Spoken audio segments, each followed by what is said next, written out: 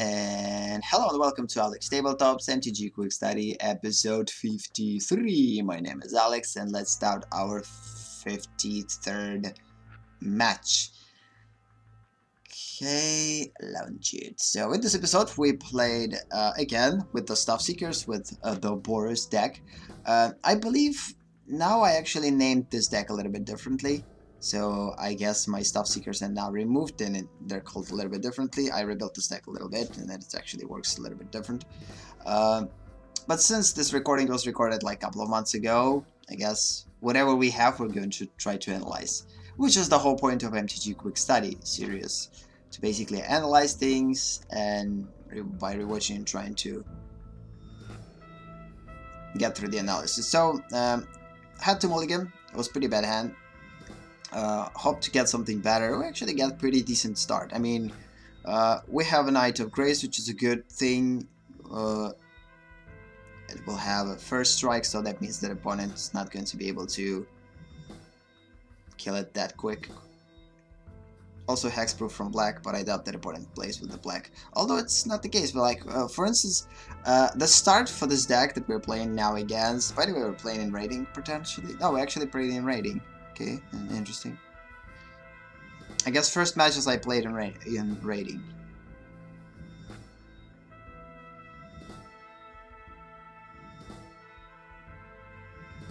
It was the old raiding. Now Magic has a different one, I guess, because this recording was made a couple of months ago.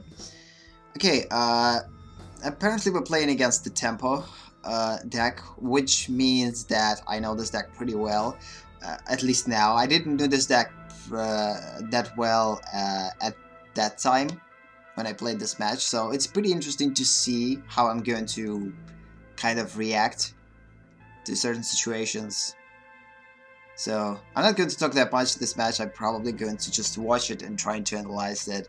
I will try to, of course, talk through it, but sometimes it's just...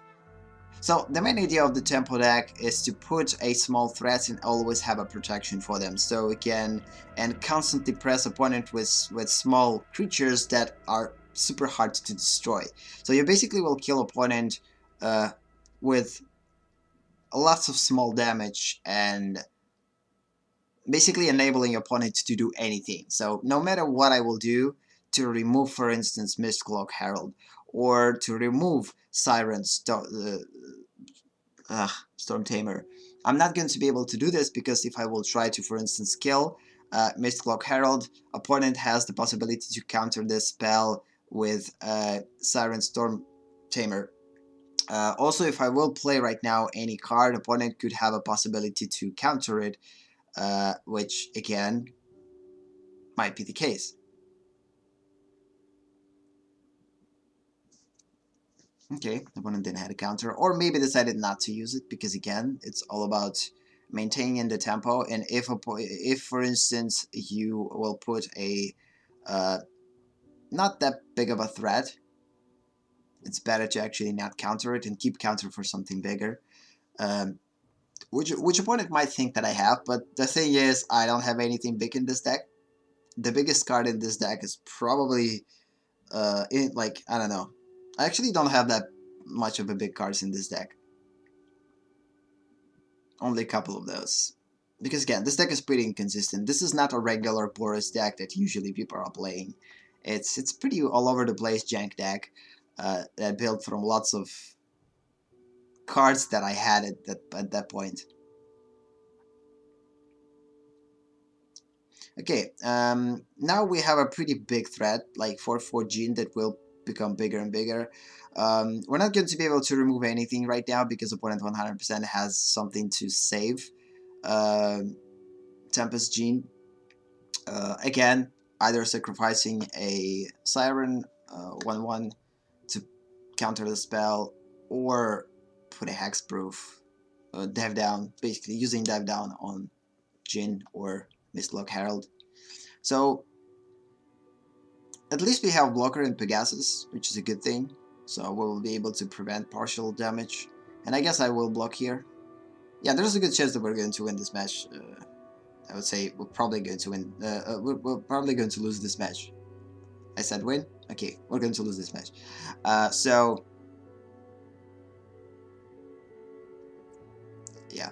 the Glowless basically will destroy RPG because of the tempo thing. Yeah, this is definitely a standard tempo deck. Actually, nowadays are playing this deck in rank. It got me to platinum, but then I started to lose a lot of matches, and I actually like get to a platinum 3, but then dropped to a platinum 4, and I actually stayed on a platinum 4, and I don't want to play it anymore, because if I will continue to play, I will lose the platinum. It's going to be hard to get back to the platinum again. You need to have lots of patience in order to play tempo deck that we're playing against, so it's not that easy one. You have to understand when to hold back the card, when to play it right. It's not necessarily like, oh, I'm going to put lots of threats in play and kill opponent in the face. No, you have to think in advance. But it's actually, when you will get used to the tempo deck, it's actually relatively easy to play. It's kind of hard at the beginning, I guess. Yep, and now we're not going to be able to prevent any damage, because again, if we will get something to destroy Martyr, Martyr, basically 2/1 that basically enables all of our creatures when attacking. Even if we will do this, opponent will be able to protect it, so I guess we're going to lose regardless. Again, this is a good example of inconsistent deck, which is mine, against a pretty solid and consistent deck that works within a certain strategy. And every card that opponent's deck has here to protect this strategy, or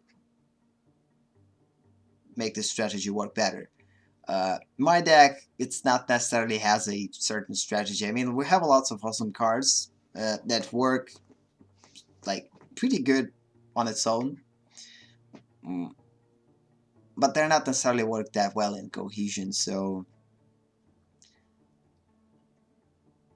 because again, part of this deck has mentor ability, part of this deck has creature with power 2 or less like abilities, and it's kind of all over the place. So I guess now I made this deck a little bit more close to a mentor deck, and now it actually called Mentor Seekers. Yeah, weird names. I actually kind of restricted in terms of the names that I could give to my decks,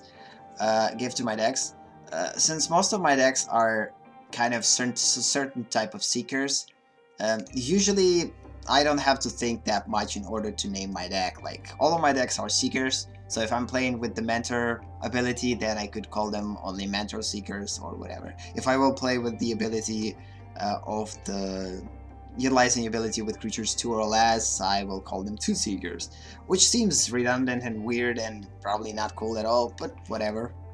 This is the way that I want to do this, so everyone creates name for the decks the way that he or she wants, so this is the part of creative freedom and Magic that actually you will be able to do pretty easily by choosing a name. So again, the reason why I lost is because we played against the deck that it's basically a universal deck. It's pretty hard to actually fight with this deck if this deck actually has proper cards in hand. And because of this, we actually didn't have any chance to win. Like, come on. Once this 1/1 Siren entered the battlefield, even if we would get something to kill, all these small threats, we would probably lose it. At some point, I'm 100% sure that opponent had counter in hand, so even if I would get something kind of massive, like deal 3 damage to all creatures, and we would lose half of our creatures, we would still probably wouldn't be able to remove all these small creatures. And even if we did, opponent next turn would put Jin and still kill us. So again, it's pretty hard to fight tempo decks. The good tempo players know what to do with this deck, with these decks, and it's just pretty hard to stop them or provide some type of a answer to them. But still, it's possible. But we didn't have a chance with this type of a bad, inconsistent deck. So this sums it up. Thank you for watching. If you like this video, give it a boost. If you want more, subscribe and set the bell note. Visit AleksTabletops on Twitch to be a part of MTG Study live sessions. Have a nice day or night, and see you in the next episode. Bye bye.